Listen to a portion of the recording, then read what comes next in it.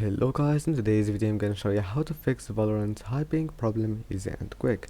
First you have to make sure that there is no other application that is taking your memory or your network, so just click on network and you will see the application that is using a lot of your network. And if there is an application that is taking your network, all you have to do is just right click on it and then click end task, and that's it. Then you have to check your memory, click on it and close all the application that is using your memory or your CPU, and that's it. Then after you make sure that Valorant got enough memory, and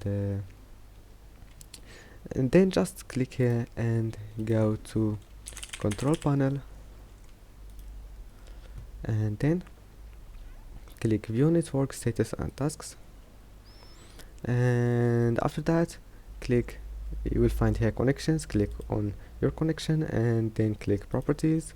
After that you will find here protocol internet version 4, click on it, and now once you're here you will find it like that. Click used following DNS server addresses and then just type these numbers that I will show you here like that, and then just click OK. And if that doesn't fix your problem, go back here and try this one. Wait,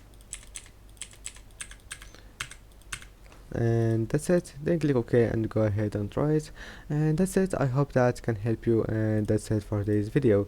If you like this video, don't forget to like and subscribe, and see you in the next video.